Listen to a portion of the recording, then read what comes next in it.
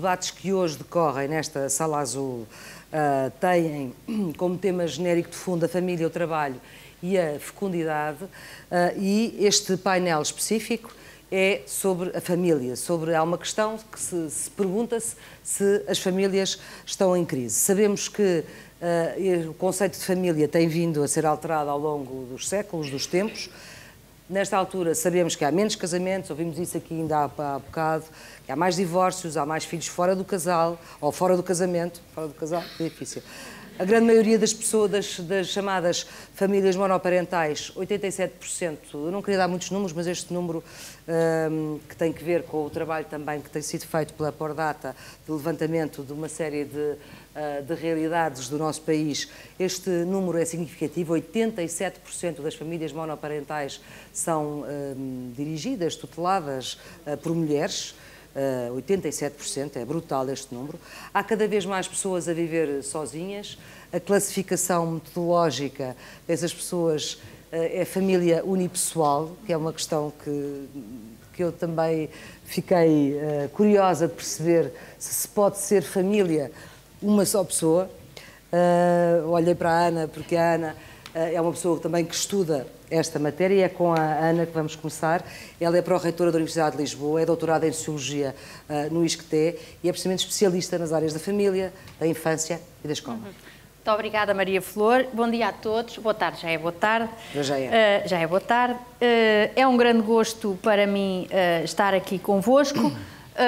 Além do que disse a Maria Flor e, sobretudo, sou a investigadora no Instituto de Ciências Sociais da Universidade de Lisboa e, portanto, é sempre uma oportunidade muito aliciante poder vir partilhar reflexões que nós temos no âmbito da investigação e como investigadores com, digamos, a sociedade civil que acorreu de uma forma tão interessante a este colóquio. E o tema desta sessão, as famílias estão em crise, isto é uma pergunta, eu sou bem mandada e, portanto, eu vou realmente procurar dar elementos para esta resposta. E eu penso que, desde logo, temos que esclarecer aqui dois patamares de tempo. Se nós nos situarmos num tempo da curtíssima duração, do agora, do momento, do presente, dos dias, das semanas que nos antecederam e que nos vão suceder, portanto, nesta lógica do tempo curto, eu não tenho dúvidas de responder que as famílias portuguesas estão a atravessar uma crise dramática que tem a ver com a crise do país, da nossa sociedade e até da Europa. Tudo aquilo que tem a ver com os programas de reajustamento, empobrecimento, endividamento, desemprego, etc. Mas eu acho que é mais interessante, se calhar vou-vos desiludir, mas nós, em ciência, temos uma certa resistência a refletir a quente e sobre o momento.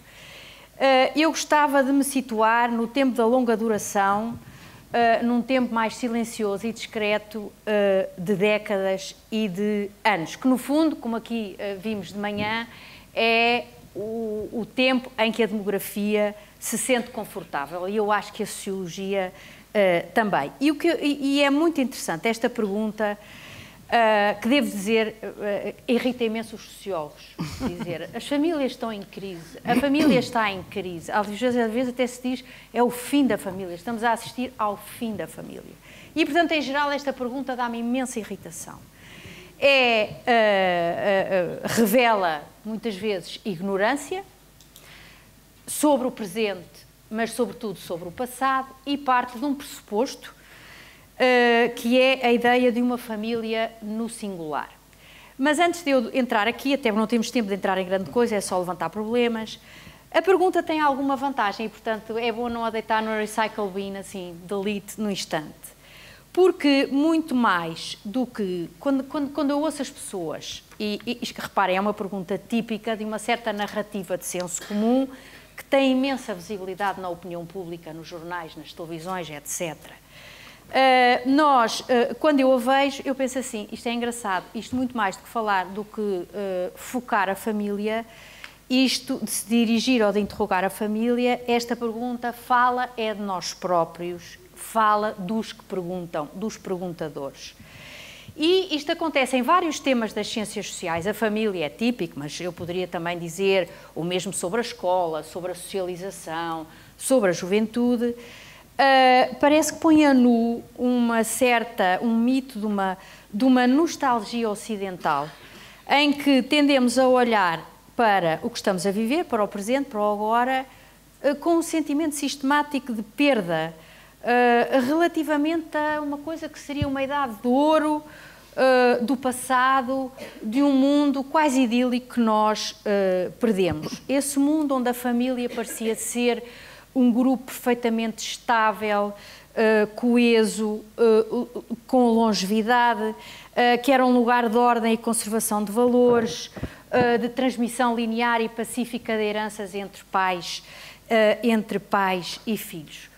Ora, e isso as ciências sociais têm-nos mostrado de uma forma muito eloquente, é que esta família do passado nunca existiu desta maneira.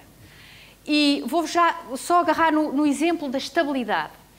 E andemos 2 séculos atrás, pensemos nas famílias de antigo regime, das sociedades. Estou sempre a falar do Ocidente Europeu, atenção, não estou a pensar a nível do mundo. Estamos aqui neste recantinho do mundo que é a Europa Ocidental, mas também não podemos abarcar as coisas para um horizontal maneira larga, estamos a falar de tudo e de nada. Estou a pensar no Ocidente Europeu.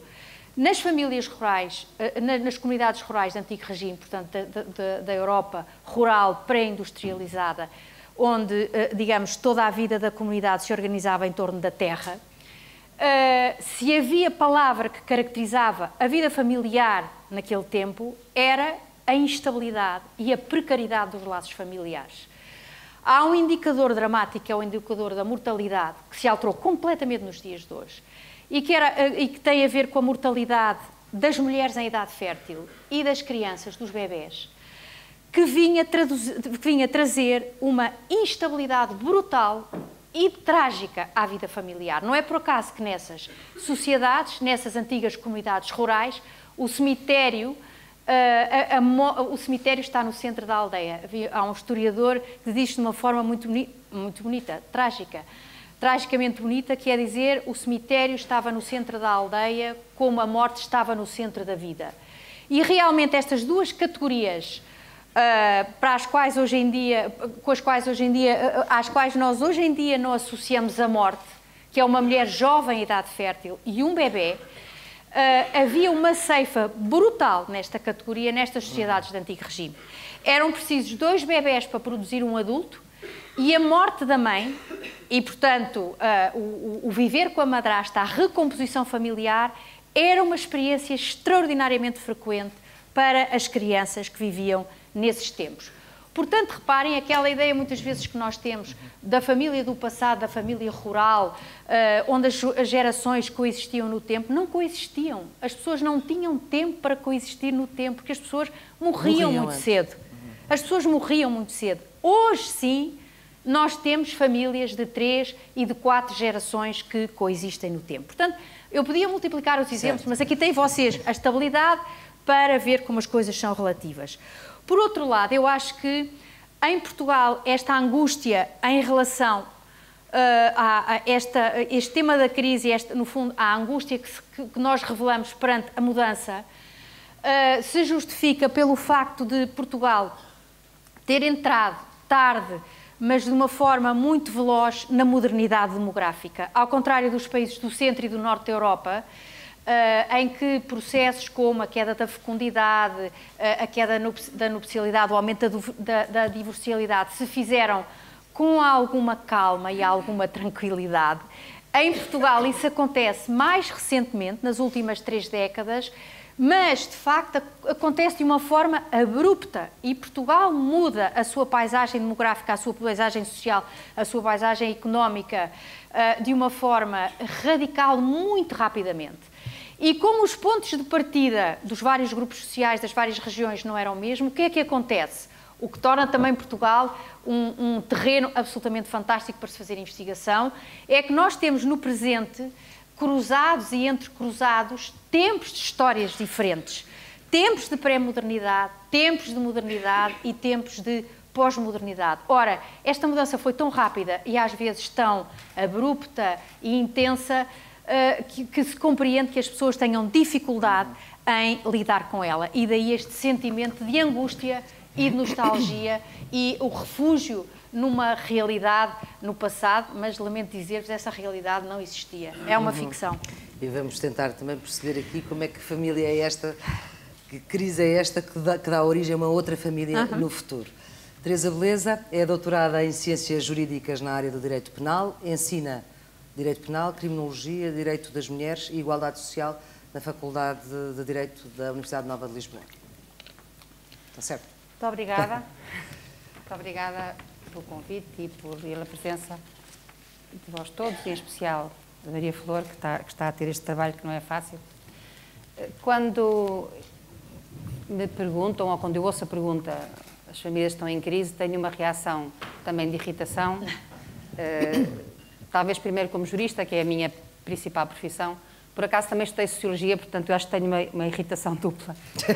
Mas para este efeito eu resolvi pensar e dizer qualquer coisa sobre uma das fontes, a meu ver, desse sentimento que leva as pessoas a questionar a ideia, a questionar a família, no sentido de dizerem está tudo em crise porque há modificações, inclusive no plano legal. Eu agora estou aqui, sobretudo, a falar como jurista.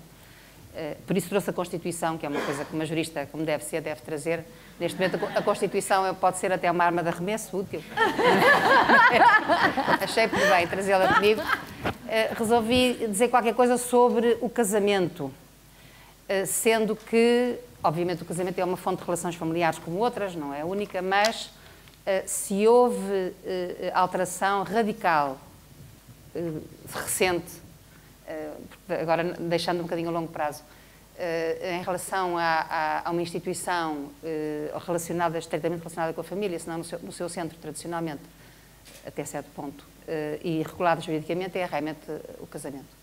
Não me estou a referir ao casamento do ponto de vista religioso, porque isso é outro discurso, nem me estou a referir ao casamento do ponto de vista de simbolismo social, projeto romântico, estou-me a referir ao casamento enquanto contrato, que é aquilo que ele é no direito, não é? Embora seja realmente um contrato um bocado estranho, porque o contrato, em princípio, um contrato é um acordo em que as pessoas entram negociando cláusulas até certo ponto segundo a sua vontade. E depois há aqueles contratos que nos são impostos, ou quase impostos, por certas instituições que fornecem água, gás e eletricidade, não é? Que nós chamamos de contratos de adesão. Na realidade, o casamento é uma espécie de contrato de adesão, ou de contrato tipo, porque mesmo hoje, dadas as muitíssimas alterações que houve em relação ao contrato de casamento, simplificando, desde os anos 60 do século XX até agora, o casamento é um contrato pacote, não é? Quer dizer, nós não podemos celebrar um casamento válido combinando que estaremos casados durante X tempo, ou que não ficamos vinculados ao dever de fidelidade, ou que não adotaremos qualquer uma das cláusulas que são impositivas na lei. A única margem de manobra, digamos assim, é nos regimes patrimoniais. Portanto, é um contrato curioso, e eu acho que é importante vincar isto porque, muitas vezes, o discurso do senso comum sobre a regulação jurídica destas coisas insiste na ideia do respeito pela liberdade individual. E as pessoas esquecem-se que os Estados... Isto é tudo desenhado em escorço, não é? Porque não se pode falar de longo prazo e de muitos sítios, mas, na verdade, o Estado moderno, simplificando, sempre interveio, e de que maneira, na intimidade das pessoas, não só regulando o casamento e a família, mas, por exemplo, a criminalidade sexual, toda a zona dos crimes sexuais. Portanto, o caráter impositivo das cláusulas de contrato de casamento, eu acho que são um bom exemplo da regulação pública, se quiserem, que, não obstante, às vezes, o contrário aparecer no senso comum é verdade. Ora, o que aconteceu com o Estado Novo no meio dos anos 60 foi uma lei da família, ou seja, um Código Civil, 1966, em que se regulava até já um bocado contra o tempo uma família de extraordinária desigualdade e diferença de poderes entre homem e mulher, entre pais e filhos, e esse desequilíbrio, essa desigualdade, realmente começa a ser ligeiramente alterado, e normalmente as pessoas não têm noção disto, não só em 74, mas um pouco antes, isto é, há, como também no nível político, há ligeiras alterações que começam em 68, 69, parece uma coisa diferente, mas não é completamente outra. O voto das mulheres para a Assembleia Nacional é antes de 74. A revogação da lei que obrigava a que os maridos autorizassem as mulheres por escrito a sair do país é antes de 74. Portanto, há uma série, a própria alteração da Constituição de 33 acontece em 71 e, portanto, há aí modificações, mas, na verdade, o corte radical é em 74 e, designadamente, a Constituição de 76, não é? E com a Constituição de 76, aquilo que é criado é a ideia não só de um casamento, mas de uma família paritária, querendo dizer com isto uma equivalência, digamos assim, de poderes entre pai e mãe, por um lado, e uma relação completamente diferente entre pais e filhos, em termos de deveres de respeito e de assistência, e, portanto, uma filosofia, digamos assim, diferente, mas, como é óbvio, julgo eu, embora os juristas às vezes pensem que o mundo é regulado pelo direito, na verdade, o direito pode e tem relevância, sobretudo quando se trata de normas cuja imposição é muito forte. Eu dou-vos um exemplo. No Código Civil de 1966, um casamento podia ser anulado porque o marido não sabia que a mulher não era virgem quando se casou. Ora, um tribunal podia decretar a anulação do casamento com base nisto e, portanto, aqui, realmente, o direito tem, digamos, uma força coerciva óbvia e, além disso, como é um discurso de autoridade, também tem sempre relevância. Mas o que eu quero dizer com isto é que os hábitos sociais e as maneiras de pensar, obviamente, não mudam de um dia para o outro. E ainda se encontram sentenças recentes de tribunais superiores em Portugal em que a ideia de igualdade entre os cônjuges, por um lado, e, sobretudo, a ideia de alterar os papéis que são social e juridicamente expectáveis, que é uma palavra que eu não gosto, mas não corre outra, em relação a marido e mulher, permanece ainda um pouco à moda antiga, sendo que isso não só contraria a Constituição, como contraria toda a nossa lei da família, radicalmente alterada em 1977, quando é revisto o Código Civil, foi das mais importantes alterações legislativas que aconteceram em Portugal depois da Revolução de 74, como é contrariada por todos os instrumentos de direito internacional, das Nações Unidas e de outras organizações que Portugal faz parte e que constitucionalmente fazem parte do nosso sistema jurídico. São uma lei como outra qualquer, digamos assim, e em que se prevê não só a igualdade entre cônjuges em vários aspectos, mas também a necessidade do Estado, Convenção de 79 das Nações Unidas, ratificada por Portugal, em vigor na ordem interna portuguesa há muito tempo, a necessidade do Estado contribuir para desligar a ideia, digamos assim, tradicional da divisão de papéis entre homens e mulheres e, portanto, enfim, chegando agora muito mais próximo de nós, a alteração, porventura, mais radical foi, naturalmente, a abertura do casamento a duas pessoas do mesmo sexo, que, evidentemente, para muita gente é o fim da civilização e outras coisas, não é? Uma coisa terrível. E eu confesso que isto estava um bocado de vontade de rir, e explico porquê. Acho que tem qualquer coisa a ver com a irritação da Ana.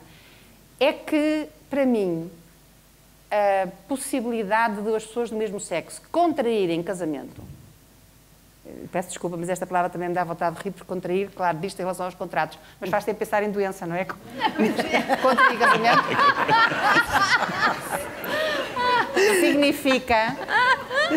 significa naturalmente uma proteção do casamento, isto é, eu não consigo compreender, mas eu não estou só a ser irónica, também estou, mas eu não consigo compreender tanto incómodo que gerou em tanta gente a ideia de duas pessoas do mesmo sexo poderem casar, percebo, com fundamento religioso e outras, mas isso não me interessa nada, Portugal é um Estado laico e eu não estou aqui a discutir questões religiosas. Mas abrir o casamento a pessoas que até aqui não podiam casar entre si, não é? É naturalmente, digamos, acentuar a importância do casamento. Dito isto, e termino, o que eu acho que hoje em dia realmente é engraçado e difícil de discutir é, aliás, suponho que a pergunta aparecia, já não sei muito bem, num daqueles múltiplos documentos que eu fui recebendo, sim. Para que é que serve o casamento? Para que é que serve? Exatamente, era para si essa pergunta. Para que é que serve juridicamente? Porque uma das coisas que aconteceram com estas alterações legislativas, não é, que eu muito resumidamente referi, entre, qualquer coisa capita, mas não sou eu, entre o Código Civil de 66, para simplificar, não é, não indo para trás, até à Revolução de 74, Constituição de 76, revisão do Código Civil em 77, sucessivas alterações, culminando, digamos assim, em 2010, não estou em erro, na lei que quebra o casamento de pessoas do mesmo sexo, e deixando outras coisas agora um bocadinho de lado, é que houve ou havia efeitos ou consequências muitíssimo importantes do casamento que deixaram de existir. Desde logo, isto é uma marca essencial da Constituição de 76, a proibição de distinção entre filhos ditos legítimos e ilegítimos. A Constituição nem sequer, pudicamente, nem sequer usa a expressão. Diz que não pode haver nenhuma diferença, nem serem usadas expressões discriminatórias em relação a filhos nascidos fora e dentro do casamento. Ora, não era só uma questão de terminologia, embora ela adoeça quem a tivesse na certidão de nascimento. É que, no direito anterior, o regime sucessório em relação aos filhos ilegítimos era diferente, não é? O tratamento do adultério era completamente diferente no direito anterior, não vou agora entrar em pormenor. O casamento continua a gerar um dever de fidelidade, mas a forma como a violação do dever de fidelidade é depois fonte de consequências é completamente diferente. Isto significa que hoje, salvo numa relativamente estreita margem patrimonial, a diferença entre ser casado e não ser é relativamente pequena, sendo que, e é importantíssimo dizer isto, senão eu acho que a questão não se entende, hoje em dia é perfeitamente tolerado, eu penso que na generalidade das classes sociais, embora haja variações certamente em Portugal, que duas pessoas vivam juntas sem serem casadas entre si e que tenham filhos não sendo casadas, não é? O que, se vocês recuarem algum tempo para trás, ou forem daqui para outro sítio, como por exemplo para a República Islâmica do Irão, eu dou o exemplo porque estive lá a tentar convencer uns senhores a adotarem a Convenção dos Direitos das Mulheres, mas não com grande sucesso. Evidentemente a questão é outra, porque a Constituição iraniana começa por dizer a lei suprema é o Corão e, portanto, a situação é completamente diferente. Deixa-me só terminar com uma referência. Tá bem? É que eu, quando era estudante de Direito, eu entrei na universidade, eram em 68, 69, coisa assim, claro que estudei o Código Civil de 66, não é? E lembro-me quando estudei aquilo com a seriedade, fiz uma espécie de promessa a mim própria, que é, nunca me casaria estando lúcida.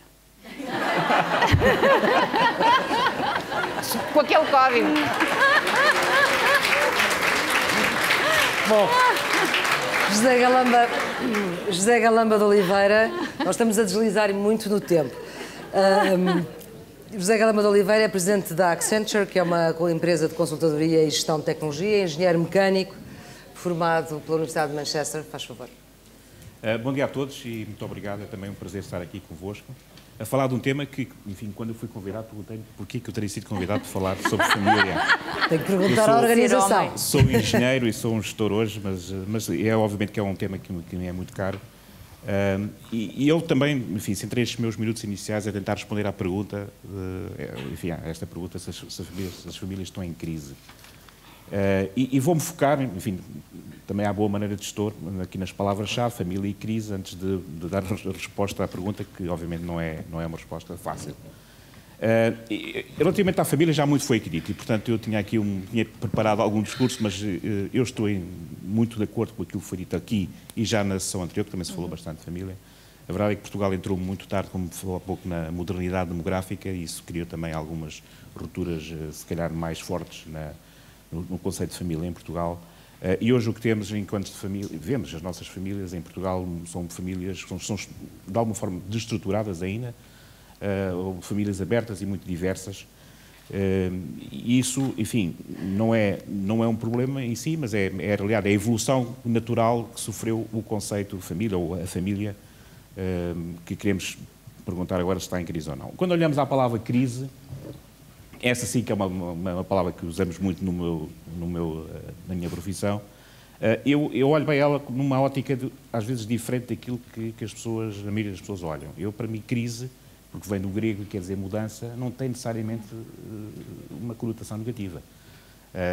Crise significa mudança e as crises são coisas que temos visto ao longo dos séculos, as crises não são de agora.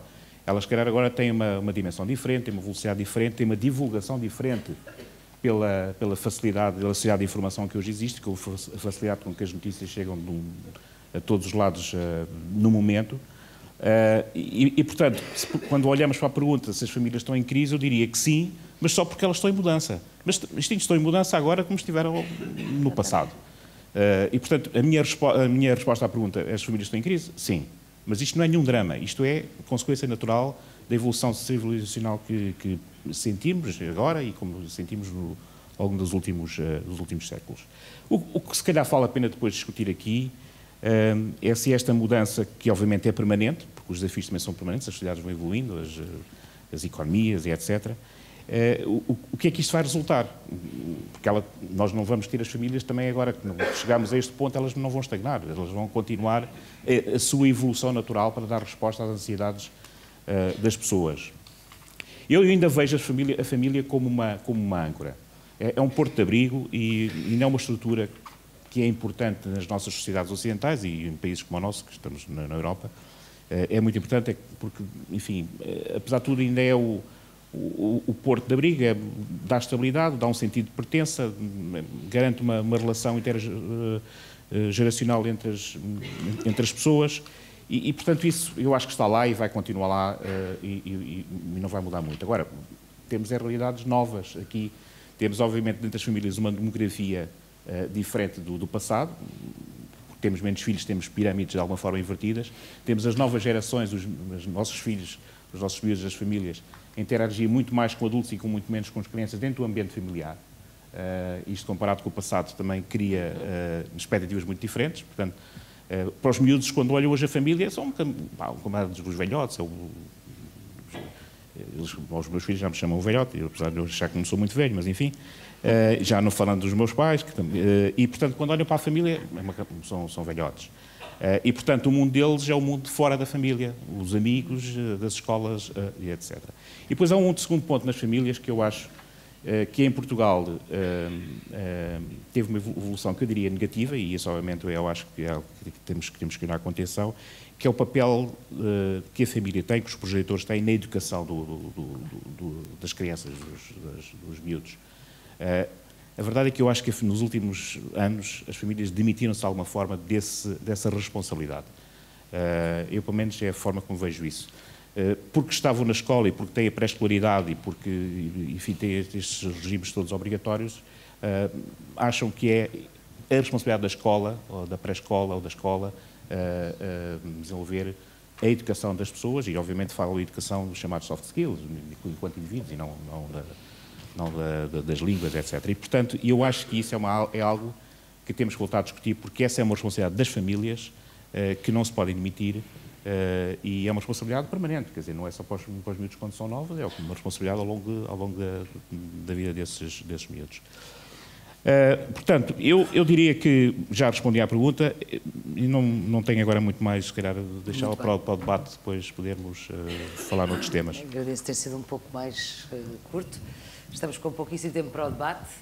Ora bem, vamos lá ver quem são as mãos que estão no ar agora. 1, 2, 3, para já, não é? Portanto, 4. Vamos ali. Aquele senhor de toque, está aí uma mão no ar. Já. Sim. Meu nome é Jorge Teixeira, sou gestor bancário. Tentava ligar um bocadinho, pelo menos ali, a comunicação do Zé Galamba e da Ana. Se estamos em crise e olhando para o passado, não é? Até que ponto a austeridade devia ser aplicada dentro da família?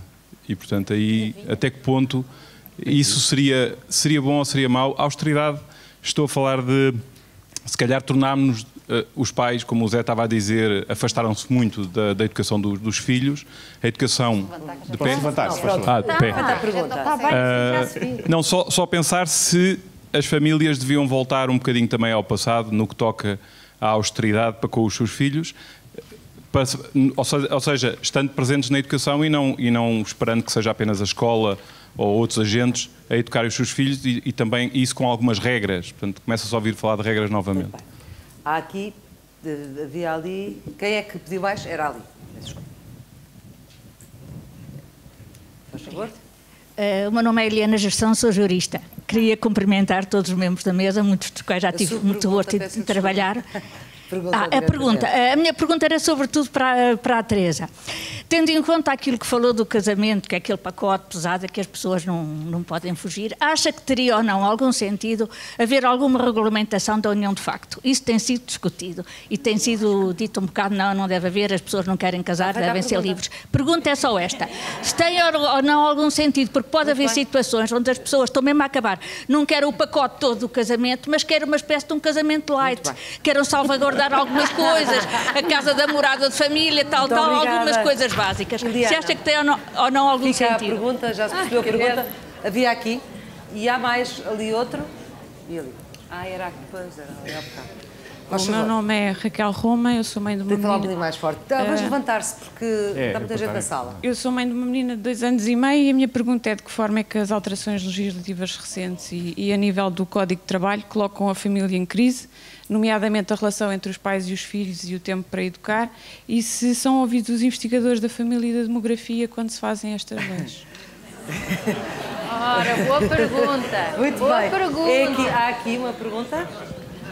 O meu nome é Inês Guerreiro, queria só perguntar, concordo com tudo o que disseram e queria felicitar, só queria perguntar, face aos novos problemas que as famílias enfrentam, que têm cada vez mais impacto na sua coesão, como o envelhecimento, a dependência, sobretudo, as novas doenças crónicas, como as demências, a par da educação dos filhos, dos empregos a tempo inteiro e da falta de apoios à família, de políticas, se isso não ajuda à destruturação das famílias. Porque eu acho que as famílias estão coesas. Muito bem. Há ali atrás e há mais... Vamos ver. Bom dia. Bom dia, eu sou Maria João Liberal, sou jurista. A minha pergunta vai para a professora Teresa Beleza.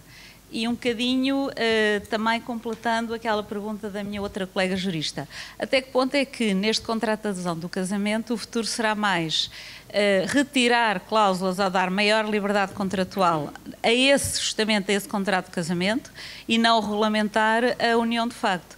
Por outro lado, há um instrumento novo que a professora Teresa Beleza não referiu, mas obviamente há tantos novos e que eu considero muito positivo, que esta nova obrigatoriedade do acordo das responsabilidades parentais em cada divórcio e que tem que ir ao Ministério Público, e sem isso não há divórcio. E isso acho que é realmente uma responsabilidade muito positiva que foi introduzida com caráter de obrigatoriedade. Às vezes é preciso obrigar, mas acho que isso foi realmente muito positivo. Muito bem. Há aqui e há aqui.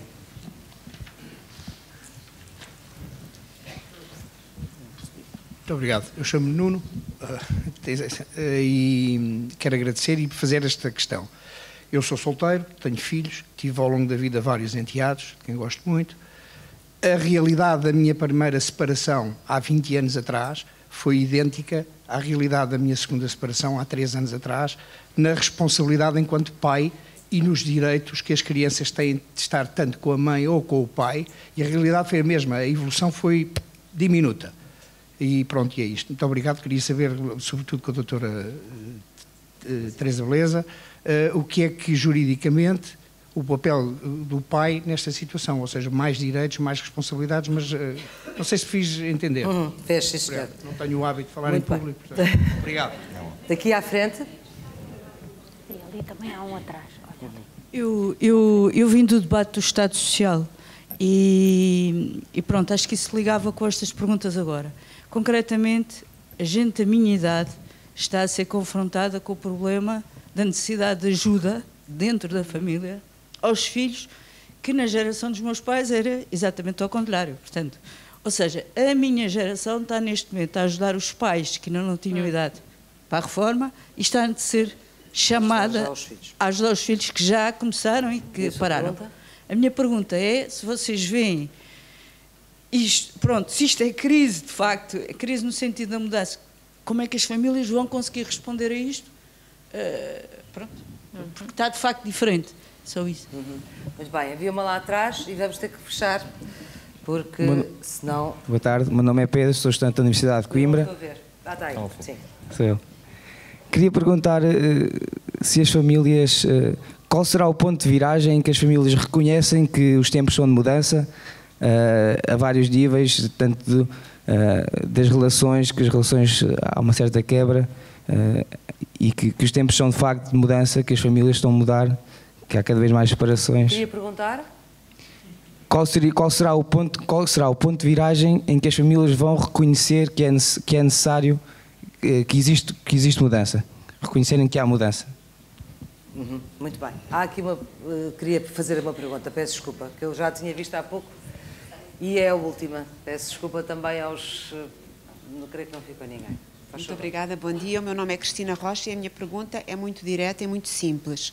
Em vossa opinião, principalmente da professora Ana, qual é o papel das novas tecnologias e de informação e comunicação, da internet, das redes sociais na dinâmica das famílias? Muito bem. Muito obrigada. É uma pergunta simples. Muito bem. A pergunta é, Ana, é uma boa... Ana, vamos... Essa é uma grande pergunta. Grande pergunta. Posso responder? Pode responder às perguntas que têm a ver consigo, porque há várias que têm a ver consigo. Ok, excelente. Também nota. Assim só respondo ao que quer.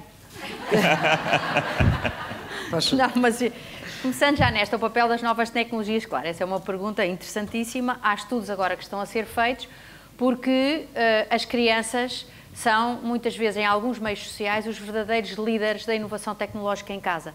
O investimento das famílias portuguesas em novas TIC é brutal, porque os pais têm uma preocupação educativa muito intensa relativamente aos seus filhos, e hoje em dia pensa-se que uma criança sem computador e sem acesso à internet não vai ser bom aluno na escola, nem terá bom desempenho escolar. Isto por um lado. Por outro lado, também uma preocupação securitária, muitas vezes paradoxal, porque os pais estão convencidos que, tirando as crianças da rua, as retiram de alguns perigos desses estranhos que as abordam e que as assediam, esquecendo-se que a internet é outro universo. Mas, portanto, nestes casos em que há um fosso digital importante entre pais e filhos, muitas vezes são as crianças que são os mentores, os tutores e os educadores dos pais e das gerações mais velhas no manuseamento e na utilização proficiente destas tecnologias. Isto acontece sobretudo em meios mais desfavorecidos.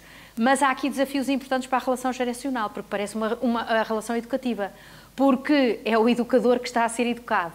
Portanto, sem dúvida que é um tema charneira e não deixa de ter um impacto muito interessante na dinâmica familiar. Em meios mais favorecidos, há estudos sobre isso, nós sabemos que a internet é um fomentador da dinâmica familiar, porque as crianças e os pais e as mães, sobretudo as mães que estão as mais ativas, essa relação é mais via materna, estão em permanente contacto com as suas crianças através de e-mails, através dos telemóveis, etc. E, portanto, sem dúvida que é um tema que, através do qual a família se vai projetar no futuro.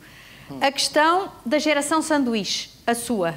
Portanto, das mulheres, sobretudo mulheres, porque continua, apesar de grandes mudanças, sobretudo a nível do direito, de facto, a dimensão do cuidar no interior da família é ainda uma relação muito feminizada, e são sobretudo as mães e filhas que ajudam a geração amontante e a geração descendente. Sem dúvida que é uma geração que neste momento está sob fogo cruzado, e isso religa-me aqui a outras questões que foram levantadas até na sessão anterior. É verdade que nós hoje temos filhos, mas não nos podemos esquecer que temos filhos durante muitíssimo mais tempo.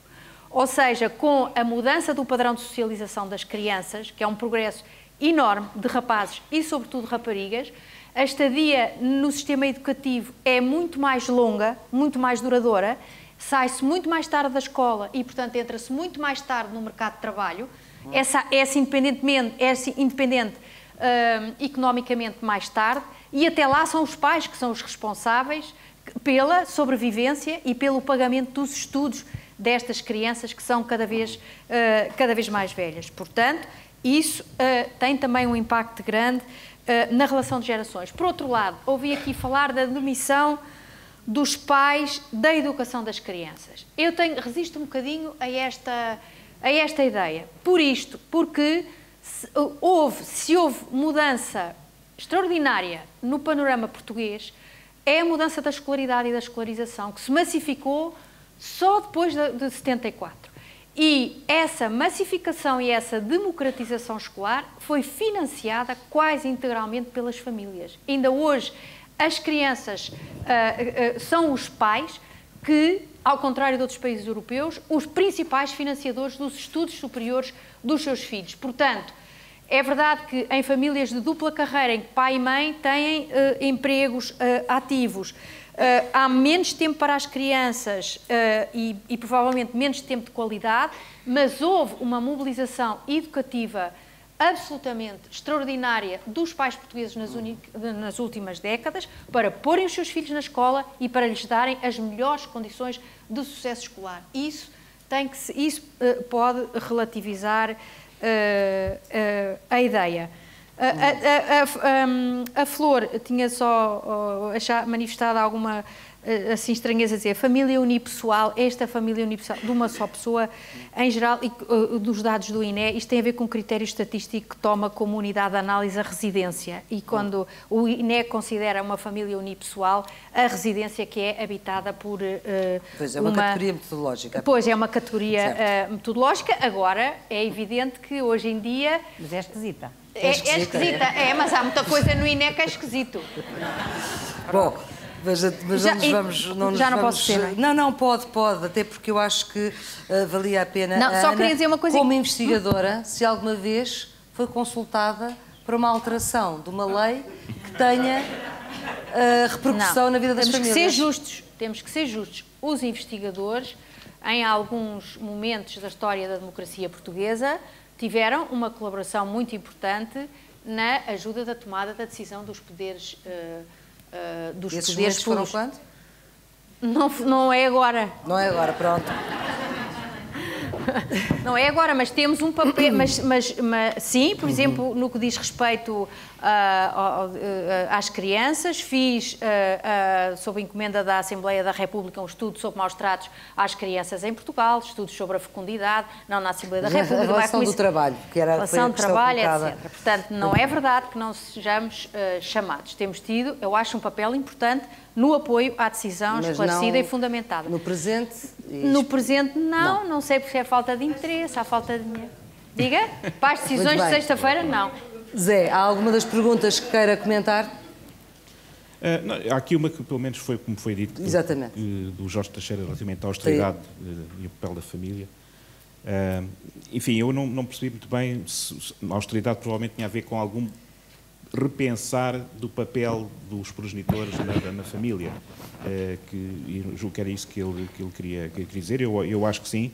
Eu estou de acordo com aquilo que a Ana acabou por dizer, a complementar. Obviamente que hoje em dia há uma grande aposta dos pais na educação dos seus filhos, e isso aliás, eu acho que é uma das grandes vitórias do pós-25 de Abril, com a escolaridade, com os níveis de escolaridade que temos, e hoje temos gerações muito qualificadas, isso é indiscutível, mas isso, eu continuo a achar que os pais continuam, em complemento, a ter um papel muito importante na educação das pessoas, do seu caráter, da sua formação, da sua integridade, etc.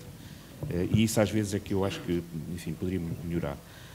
Depois, comentar também um bocadinho, quando foi também aqui perguntado sobre a geração de sanduíche, das crises económicas, do papel que isto tem. Obviamente que tem um impacto importante nas famílias.